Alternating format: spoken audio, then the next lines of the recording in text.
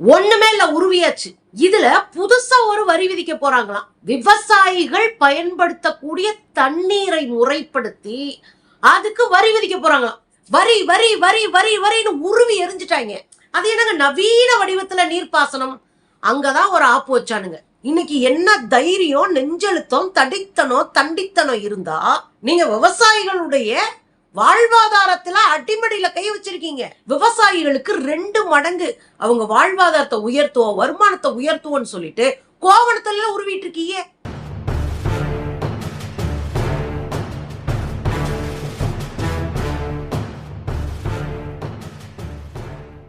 வணக்கம் தோழர்களே. RSS BJP சங்க பரிவார் கும்பலினுடைய ஆட்சி மக்களை நடு வீதியில கோவணமற்றவர்களாக நிறுத்தி இருக்கிற ஒரு ஆட்சி. ஒண்ணுமே இல்ல, உருவியாச்சு.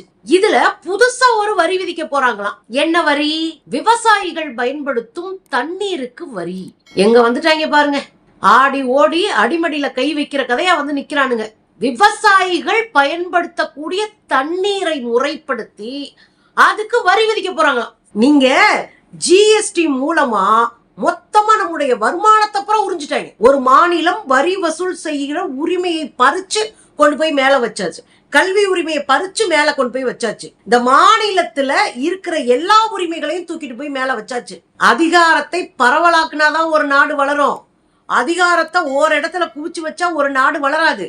ஆனா ஒட்டுமொத்த அதிகாரத்தையும் தங்கள் கையில் எடுத்திருக்கு இந்த சங்கி கும்பல். சரி, நாசமா போங்கயா அப்படின்னு விட்டா எதுக்கெல்லாங்க ஜிஎஸ்டி போடலாம்? கடலை மிட்டாய்க்கு ஜிஎஸ்டி போட்டான், நாப்கினுக்கு, பெண் குழந்தைகள் பயன்படுத்தக்கூடிய நாப்கினுக்கு ஜிஎஸ்டி, தயிர் பாக்கெட்டுக்கு ஜிஎஸ்டி, தயிரை பாக்கெட்ல வாங்கினா ஜிஎஸ்டி, பாலை பாக்கெட்ல வாங்கினா ஜிஎஸ்டி, அரிசிய பாக்கெட்டா வாங்கினோம்னா ஜிஎஸ்டி, கல்லறையில வெறும் மண்ணை போட்டு புதைச்சிங்கன்னா ஜிஎஸ்டி இல்ல, அது மேல ஒரு சிமெண்ட்டை வச்சு கட்டடம் கட்டினா ஜிஎஸ்டி. நான் இதை ஜோக்கா சொல்லலங்க, உண்மையிலேயே கட்டடம் கட்டுறதுக்கு கல்லறைக்கு ஜிஎஸ்டி உண்டு. இப்ப என்னதாங்க செய்யறீங்க? வரி வரி வரி வரி வரின்னு உருவி எரிஞ்சிட்டாங்க. கடைசியில விவசாயிக கிட்ட மொத்தமா அவங்க வாழ்வாதாரத்துல கை வைக்க வந்துட்டான். எப்படியும் அடுத்து நம்ம ஜெயிக்க போறது கிடையாது, அதுக்கு முன்னாடி அதானிய கொழுக்க வச்சுட்டு செத்துருவோம் அப்படின்னு முடிவுக்கு வந்திருக்கு மோடி குரூப். என்ன நடக்க போகுது, என்ன நடந்துச்சு அப்படின்னா, ஏப்ரல் மாசம் 9ஆம் தேதி மோடி தலைமையில ஒரு கூட்டம் நடக்குது. அந்த கூட்டத்துல நவீன வடிவத்திலே நீர்ப்பாசனம் செய்வதற்கு 1600 கோடி ரூபாய் ஒதுக்குறாங்க. அது என்னங்க நவீன வடிவத்துல நீர்ப்பாசனம்? அங்கதான் ஒரு ஆப்பு வச்சானுங்க. அந்த திட்டத்துக்கு என்ன பேரு? பிரதான் மந்திரி கிறிஸ் சிஞ்சாயி யோஜனா. முதல்ல வாயிலே வரல அந்த வார்த்தையே. பிரதான் மந்திரி சிஞ்சாயி என்னது? என்னன்னா நீர்வளத்துறை இந்த முடிவு எடுத்திருக்கான். என்ன செய்ய போறாங்க இந்த திட்டத்துல அப்படின்னா, ஒரு சின்ன அணைய கட்டிக்குவாங்களாம். ஒரு ஏரியாவில், ஒரு ஊருக்குள்ள, ஒரு டிஸ்ட்ரிக்ட்ல ஒரு சின்ன அணைய கட்டிப்பாங்களாம். அந்த அணையில இருந்து மோட்டர் மூலமா பைப்லைன் வழியா மக்களுக்கு, அதாவது விவசாயம் பண்றவங்களுக்கு தண்ணீரை கொடுப்பாங்களாம். இதுக்கு முன்னாடி நம்ம எப்படி நீர்ப்பாசனம் செஞ்சோம்? விவசாயத்துக்கு கிணறு இருக்கும், அதை வச்சு பண்ணோம். ஊருக்குள்ளேயே குளம் இருக்கும், ஊரணி இருக்கும். இது எல்லாமே வச்சு நீர்ப்பாசனத்துக்கு நம்ம பயன்படுத்துறோம். ஆறுகள் ஓடக்கூடிய பக்கத்துல இருக்கிற ஊர்களுக்கு கால்வாய்களை வெட்டி அதன் மூலமா தண்ணீரை கொண்டு வந்து சேர்த்து விவசாயம் பார்த்தோம். இதுதான் விவசாய முறையா நமக்கு இருந்தது. அப்படி இல்லையா, போர்வெல் போட்டு நிலத்தடி நீரை எடுத்து பயன்படுத்துகிற விஷயம் இப்ப பரவலா ஆயிப்போச்சு. இதுதான் நம்ம விவசாயத்துக்கு தண்ணீர் எடுத்து பயன்படுத்துற முறை. விவசாயிகள் தண்ணீர் எடுத்து பயன்படுத்துறது 87%. மொத்த நிலத்தடி நீர்ல 87% விவசாயிகள் விவசாயத்துக்கு பயன்படுத்துறாங்களாம். அதை கட்டுப்படுத்தணுமா? விவசாயிகள் தண்ணீரை வீணாக்குறாங்களாம், அதை கட்டுப்படுத்தணுமா? அதனால ஒரு சின்ன அணைய கட்டி அங்க மோட்டரை போட்டு பைப்லைன் வழியாக எல்லா விவசாய நிலத்துக்கும் கனெக்ஷன் கொடுத்துருவாங்க. இந்த கனெக்ஷன் கொடுத்து எவ்வளவு செலவழிக்கிறாங்கன்னு பார்க்கணும்ல. எப்படி கரண்ட்டை கொடுத்து அதுக்கு ஒரு மீட்டரை வச்சு எவ்வளவு செலவழிக்கிறோம்னு வச்சு கூட குறையா நம்ம கிட்ட காசை வாங்கி தின்றாங்களோ, அது போல இந்த மீட்டரை வச்சிருவாங்களாம். மோட்டர் ஒன்று கொடுத்துருவாங்க, கடத்துறதுக்கு மோட்டர் ஒன்று கொடுத்துருவாங்களாம். அப்புறம் பைப் லைன்ல தண்ணியே நம்ம ஏரியாவுக்கு வருமா. அந்த தண்ணி வர்றதுனால நம்ம பழைய விவசாய முறையெல்லாம் தூக்கி போட்டு இந்த நவீன வடிவத்துக்குள்ள நம்ம வந்துருவோமா. இப்ப தண்ணி கொடுக்குறான்ல, அதுல ஒரு மீட்டரை பொருத்திடுவோம். அந்த மீட்டர்ல ஒரு விவசாயி தன்னுடைய பாசனத்திற்கு எவ்வளவு நீரை பயன்படுத்தினார், ஒரு விவசாயம் செய்யறதுக்கு ஒரு விவசாயி எவ்வளவு தண்ணியை பயன்படுத்தினார், அப்படின்னு அந்த மீட்டர் காட்டிருமா. அந்த மீட்டரை வச்சு இவ்வளவு தண்ணிக்கு இவ்வளவு பணம் அப்படின்னு விவசாயி கிட்ட வசூல் பண்ணுவாங்களாம். தண்ணிய பாட்டுல விக்கிறதுக்கே கொதிச்சவங்க தமிழ்நாட்டுக்காரங்க. இன்னைக்கு என்ன தைரியம், நெஞ்செழுத்தம், தண்டித்தனம் இருந்தா நீங்க விவசாயிகளுடைய வாழ்வாதாரத்துல அடிமடியில கை வச்சிருக்கீங்க. நீங்க தொடர்ந்து விவசாயிகளை காலி பண்ற வேலையை இந்த மோடி அரசு பார்த்துக்கிட்டு இருக்கு. 3 வேளாண்மை சட்டம் கொண்டு வந்ததா? இந்த 3 வேளாண்மை சட்டம் விவசாயிகளுடைய வாழ்வாதாரத்தை மொத்தமா அழிக்குது அப்படின்னு கிட்டத்தட்ட 1.25 வருடம் போராடி 750க்கும் மேற்பட்ட விவசாயிகள் தங்கள் உயிரை கொடுத்து அந்த 3 விவசாய திருட்டு சட்டத்தை திரும்ப பெற வச்சாங்க. திரும்பியும் அடிப்படையா வேளாண் பொருள்களுக்கான விலை நிர்ணயம், குறைந்தபட்ச விலை நிர்ணயம். அதன குறைந்தபட்ச விலை நிர்ணயம் நம்ம ஏற்கனவே பேசியிருக்கோம். தக்காளி நல்லா வளைஞ்சிச்சுன்னா 5 ரூபாய்க்கு வாங்குவோம், 2 ரூபாய்க்கு வாங்குவோம். அது தூக்கி தெருவில் கூட்டிட்டு போற அளவுக்கு தான் இருக்கும். இதெல்லாம் செய்யாம எப்பயுமே கான்கிரீட்டா விவசாயிகளுக்கு தக்காளிக்கு இந்த விலை, அரிசிக்கு இந்த விலை அப்படின்னு ஒண்ணு வச்சு விடுங்க. தக்காளிக்கு குறைஞ்சது 20 ரூபாய்க்கு குறையாம வாங்கணும்ப்பா. அது கூட இருந்துச்சுன்னா கூட விற்கட்டும், குறையா வாங்கவே முடியாது அப்படின்றதா குறைந்தபட்ச விலை. அதை உருவாக்கி தாங்கன்னு கேட்டு போராடின விவசாயிகள் மேல ட்ரோன்ல குண்டு வீசி சின்ன பையன் 21 வயசு விவசாயி செத்து போனான், பஞ்சாப்கார பையன். என்ன கொடுமைங்க இதெல்லாம். விவசாயிகளுக்கு 2 மடங்கு அவங்க வாழ்வாதாரத்தை உயர்த்துவோம், வருமானத்தை உயர்த்துவோம்னு சொல்லிட்டு கோவணத்துல உருவிட்டு இருக்கீங்க.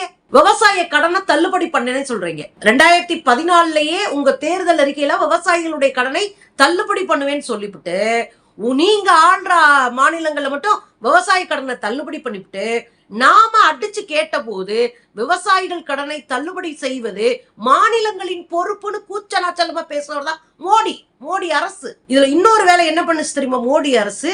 மறந்திருப்பீங்க, ஞாபகப்படுத்துறதா என் வேலை.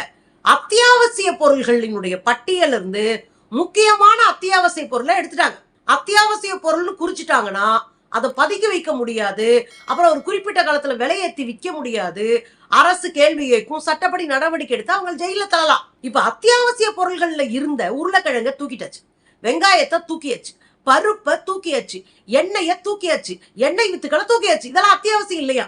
சோறு அத்தியாவசியம் கொண்டு வந்து நிப்பாட்டிடுவானுங்க. அதனாலதானே 25 கிலோ அரிசி பாக்கெட்டுக்கு ஜிஎஸ்டி போட்டான். பெரும் கொடுமைங்க. நிலத்தடி நீர் வீணாவதை தடுக்கவும் நிலத்தடி நீர் வீணாவதை குறைக்கவும் இந்த திட்டமிடலாம் செஞ்சாங்களாம். இது யார் சொன்னா அப்படின்னா குடிநீர் மற்றும் சுகாதாரத்துறையினுடைய கூடுதல் செயலாளர் அசோக் கே மீனான்னு ஒருத்தர், ஒரு ஆம்பளை. மீனானே நம்ம ஊர் போய் பொம்பளை பிள்ளைங்க நினைச்சுக்கிறாதீங்க. அவர் தான் இந்த ஐடியா கொடுத்தாரா, மீட்டரை வச்சு காசை பிடுங்கன்னு. ஏங்க இவ்வளோன்னு அறிவு இருந்தா ஒரு அரசு இப்படி கேடுகட்டத்தனத்தை பண்ணுமா?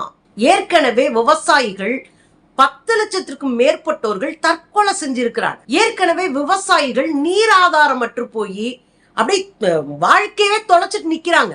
உழுதவன் கணக்கு பார்த்தா உழைக்கு கூட மிஞ்சாதுன்றதான் இன்னைக்கு விவசாயிகளுடைய வாழ்க்கையில இருக்கிற தரமே.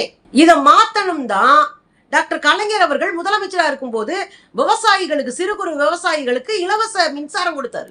நாம விவசாயத்தை உயர்த்துறதுக்கு இலவச மின்சாரம் கொடுக்கிறோம். இவனுங்க விவசாயத்தை அழிச்சு கட்டுறதுக்கு எல்லா யோக்கியத்தனத்தும் பண்றானுங்க. இதையும் கார்பரேட் கொடுக்கணும். 42 லாஜிஸ்டிக் கம்பெனி அதானி வச்சிருக்காப்ல.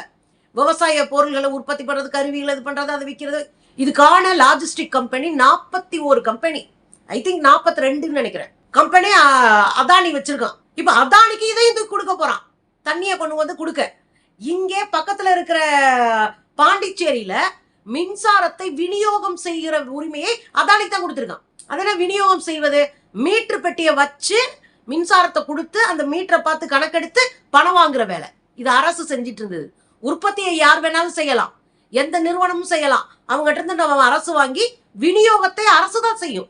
அதையும் அதானி கொடுத்துட்டானுங்க. இப்ப அடுத்த மாநிலங்களுக்குள்ள வர்றாங்க. இப்ப கடைசியில எங்க வந்து விவசாய கோவணத்துல கை வச்சிருக்கோம். நீங்க விவசாயிகள் பயன்படுத்துகிற நீருக்கு நாங்க வரி வசூலி போன்றா எப்படி வேடிக்கை பார்ப்போம்? இவ்வளவு அறிவு இருக்கிறவன் இந்த வேலை மாதிரி செய்வானா? முதல்ல ஒன்ன புரிஞ்சுக்கணும். கடல்ல வீணாகிற நீர், கடல்ல வீணா கலக்கிற அப்பெல்லாம் ஒண்ணுமே கிடையாது. இயற்கையினுடைய கோட்பாடு ரொம்ப தெளிவா இருக்கு. கடல்ல ஆற்று நீர் கலக்கணும்.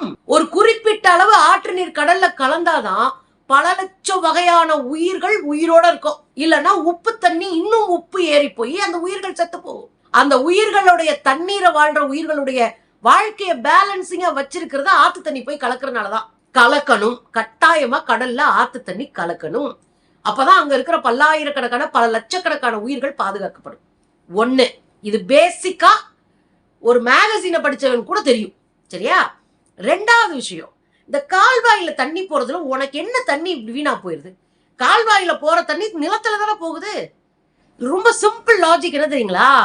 இந்த தண்ணீர் விவசாயத்துக்கு பாய்ச்சுற தண்ணி வெறும் விவசாயத்துக்கு மட்டும் போகல. அங்க இருக்கிற புழு, பூச்சி, சின்ன சின்ன விட்டில் பூச்சி மாதிரியான சின்ன சின்ன பூச்சிகள், பறக்கிற பூச்சிகள், பறவைகள், ஆடு மாடு, மனுஷன், பாம்பு, பல்லி, சின்னதா இருக்கிற நண்டு, இது நான் கொஞ்சம் சொல்லியிருக்கேன். இந்த கால்வாயில ஓடுற தண்ணி எத்தனை உயிரை காப்பாத்தும் தெரியுமா உனக்கு? ஏங்க இவ்வளவுன்னு அறிவு இருந்தா கூட இதெல்லாம் யோசிப்பானுங்களுங்க. எந்த மூளையும் பயன்படுத்தாம காசு காசு காசு காசுன்னு அலைகிற கூட்டம். அதனாலதான் விவசாயிகளினுடைய வாழ்வாதாரத்தை மொத்தமா ஒழிச்சு கட்டிட்டு அதானி அம்பானி போன பெருநிறுவனங்கள் கையில நம்ம கையேந்தி நிக்கிறதுக்கான சூழலை உருவாக்க இந்த மோடி அரசு முயற்சிக்கிறது. இது எவ்வளவு கேடுகட்டத்தனம்! விவசாயிகளை கொன்றொழிக்கிற ஒரு கேடுகட்டத்தனம் இல்லையா இது?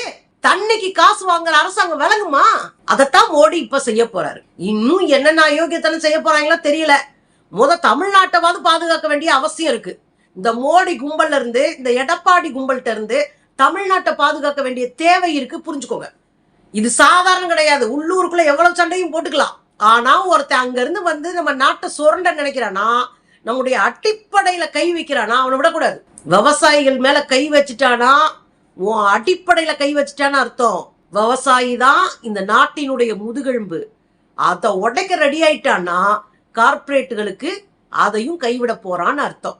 நாம அட்டிக்கிற அடியில இந்த வரி விதிக்கிறது, வாங்கி வாயில போடுறதெல்லாம் அவன் திரும்ப பெறணும். இது விவசாயிகளுடைய பிரச்சனை இல்ல, சோறு தின்ற ஒருத்தனுடைய பிரச்சனைன்றது ஞாபகம் வைங்க.